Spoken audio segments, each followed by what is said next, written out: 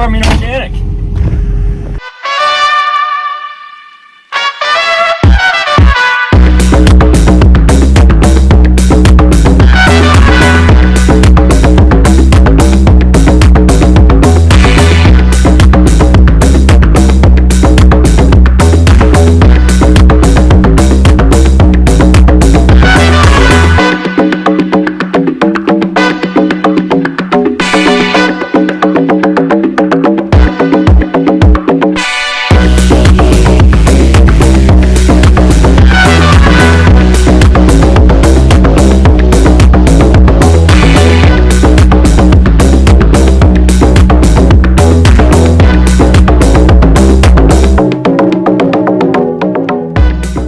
Well, I think it's recording. I'm not quite sure. It's been a while, because I don't really like doing this. So, but I got the new camera, so that's pretty cool. I'm trying to look at myself a whole bunch. But today we are baling with the Massey 2270 XD. It's a 3x4 baler. There's some bales, I don't know if you can see them over there. But anyways, in the 8RX, baling some oat straw. So gonna show you how that's done here very shortly.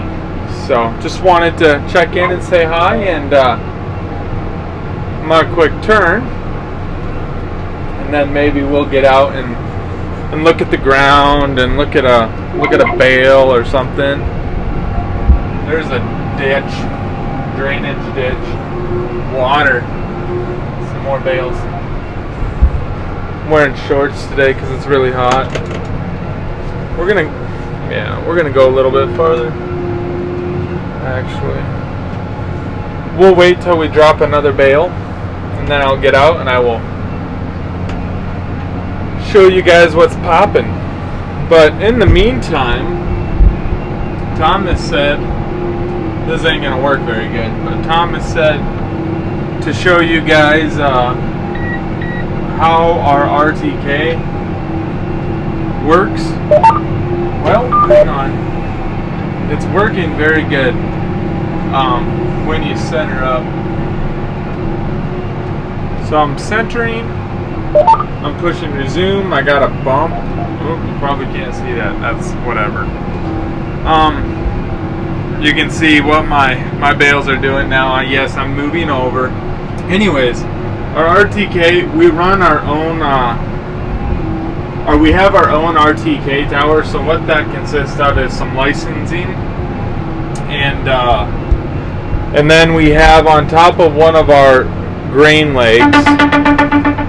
Hang on, I'll get back to this. A little more on the RTK. It's John Deere's RTK system. I mean, everything is Starfire. We run it, even in our red tractors, we run John Deere guidance and mapping and screens and everything. So, I don't really know how to much more explain that, because it's way, as far as like how it works. We have a radio that has a cord way up to an antenna.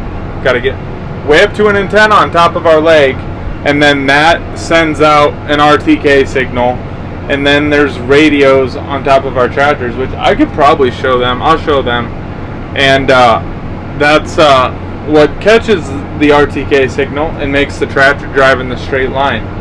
I mean, I could explain it, but I don't know how to explain it more sciencey.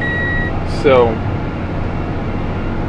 you can see, hang on, I gotta, where we're averaging 13%, 10% right now, 1185 on a bale, or quite a few too many flakes, but that's because these windrows are tiny. And then, I don't know if you can see this, but this baler, I don't know if you can see that, but we're going 9.5 miles an hour. which is cool. There's Garrett in the rake. He's just pretty much raking right in front of me because it was kind of last second like, hey, let's go bale. And so that's what we're doing.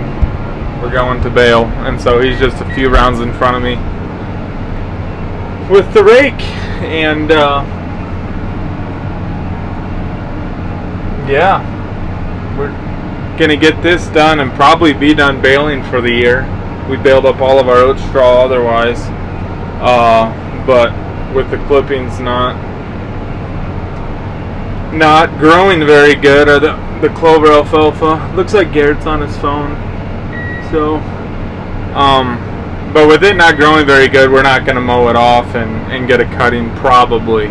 Now that I say that, we'll probably have to do that, and that would be annoying. I'm just getting tired. So, and over there, you see that smoke? I don't know if you can see that smoke.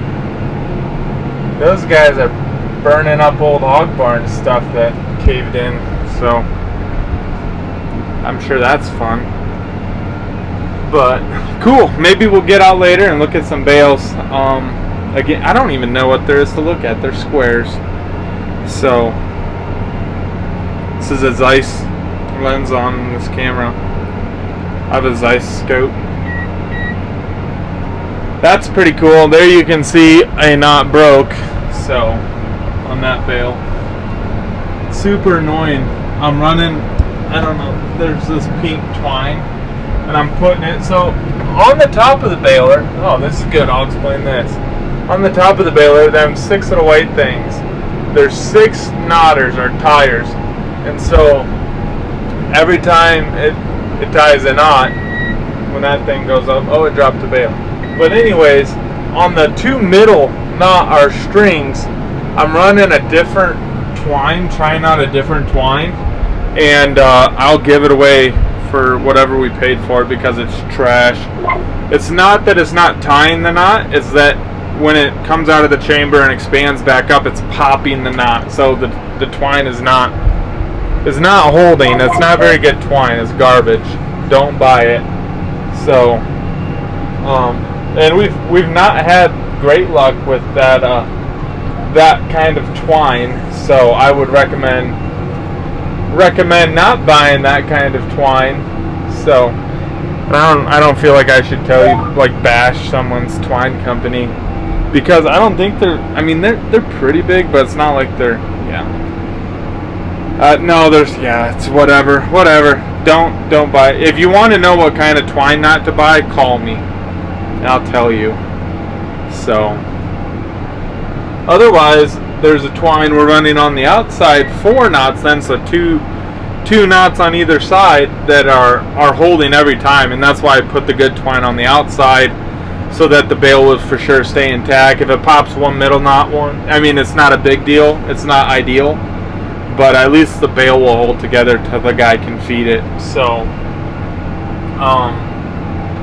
that's why I'm running the bad twine in the middle, to try and use it up and get rid of it, and because you can't return it very well, and you don't want to give it away if it doesn't work. So I don't want to give it away because I'd lose money. I don't want to sell it because it don't work. Unless someone wants some crappy twine, they can also call us on that too. I'll get you some twine where the knots don't hold. But yeah, it looks like they just about got the straw truck loaded up. They're gonna haul some straw to the dairy in the morning, so that'll be exciting. Get it all cleaned up, and then hopefully it'll keep raining. Our corn and soybeans are looking pretty good still. The corn, the latest rains probably didn't, they helped, but the soybeans look phenomenal. With all these last rains, our hand weeding crew had gone through stuff kind of the last time. Typically it would be fine, but with this last rain and heat, there's enough weeds that are coming through. It doesn't look terrible yet. It won't look terrible, but it's just annoying because it was supposed to be like their final cleanup pass, and now they need to do one more, but they go home here pretty soon, so they will not be able to. So they left, Benjamin left, everybody's leaving. So, but hopefully we'll be combining corn here within a month. It will probably be all of a month. The corn's still very much green. Soybeans are even farther along, but it's still early. It's still what, August something? August 23rd. So, cool.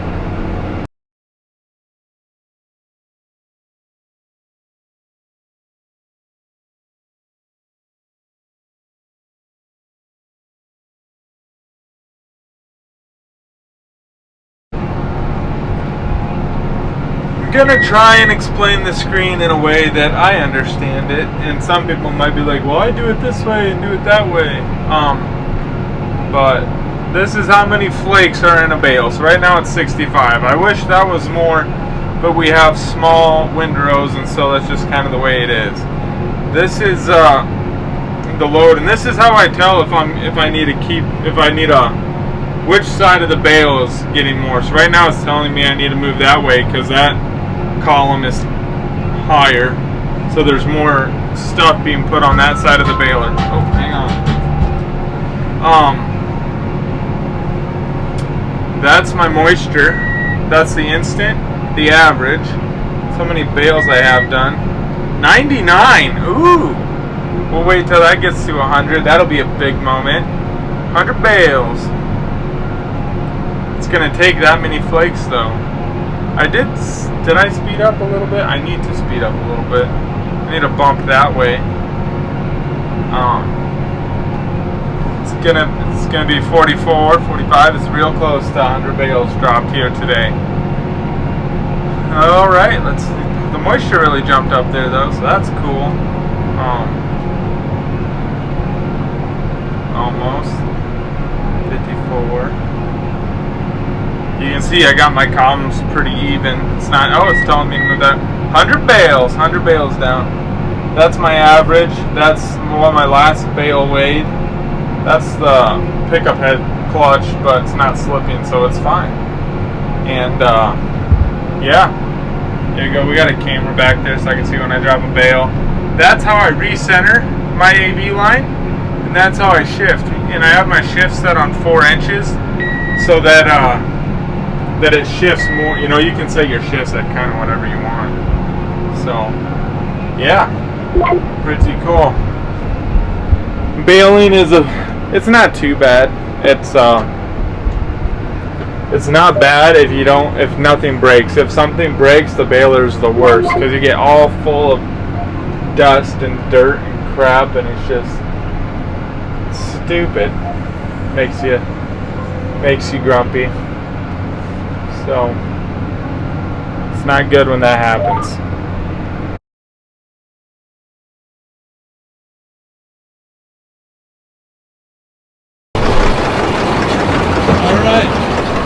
There it is. I left the PTO on remote on, but it sounds like it's shutting off. So here you can see this green. Some of it is weeds, but some of it is a cover crop. So alfalfa and clover. So it's really hard to like pick out, and I don't know how to do that. So I'm not going to. Here's the straw bales coming out of the baler. Sweet rig. And then here's a straw bale. So it's gonna be kind of loud.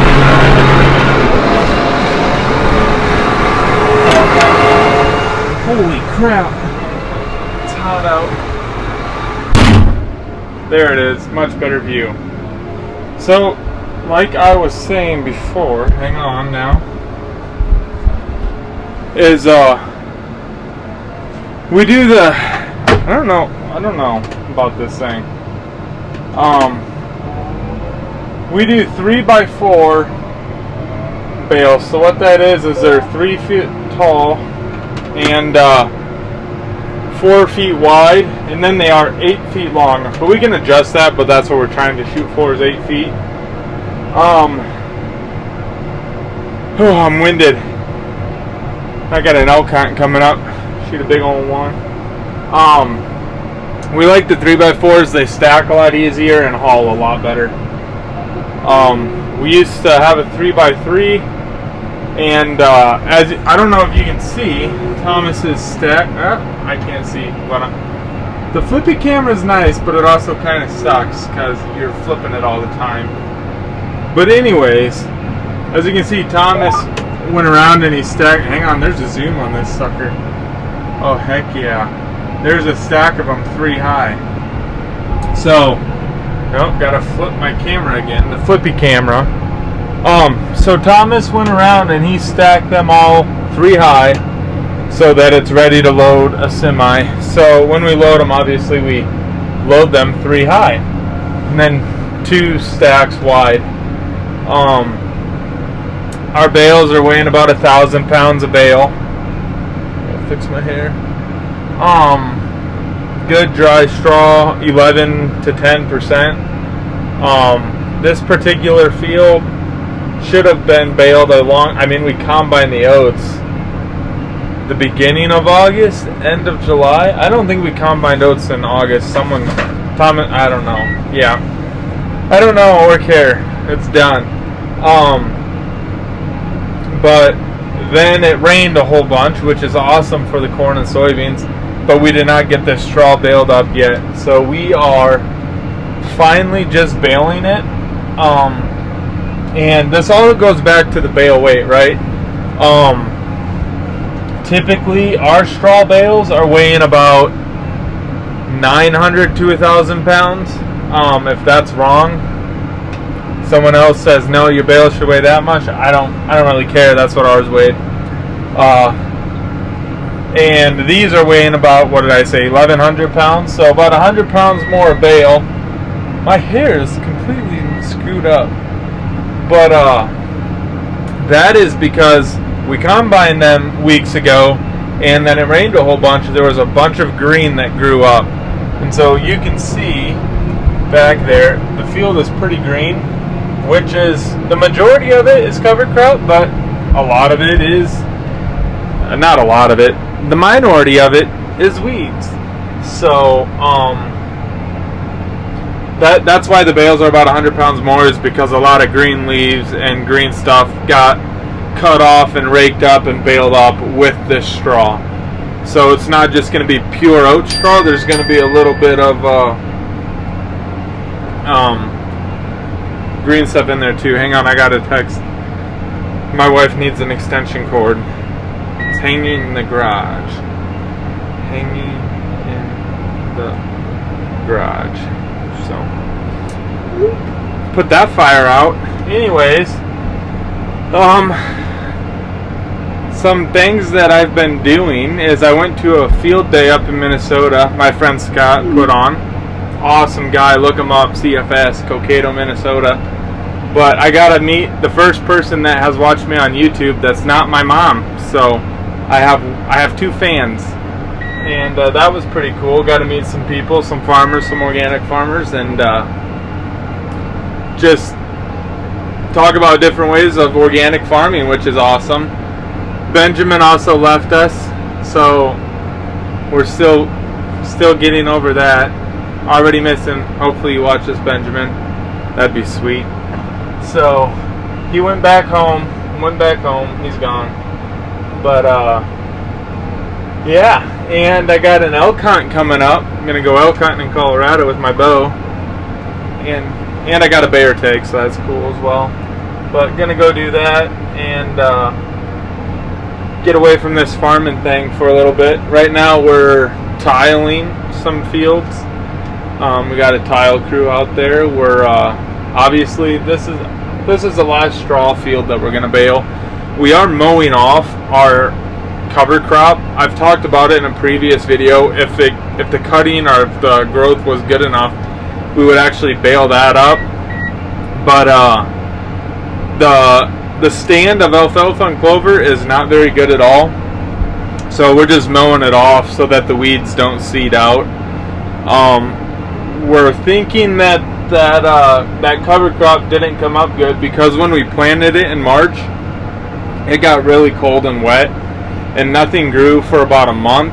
And that the clover alfalfa seed is a lot more fragile than I don't know if that's the right word, delicate than an oat seed. So the oats came up fine, but the clover alfalfa just didn't germinate very good, and we're seeing that now. So we're mowing it off, but we don't plan on baling up any of it for a cover crop.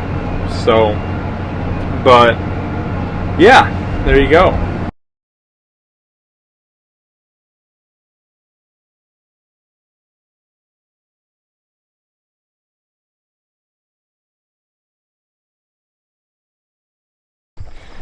Well, thank you for watching this episode of Ferris Farming Organic. Hope you guys enjoyed it, and if you did, leave a like, and if you like our channel, subscribe, obviously, and share it with all your friends. We are getting close to that 1,000 subscriber mark, which, in case you forgot, means a free X9 giveaway. So that's real exciting. I don't know what video will be next. I have no idea. We're kind of in that weird period in between oats and fall harvest, but we'll find something to do. But until then, we will catch you in the next one.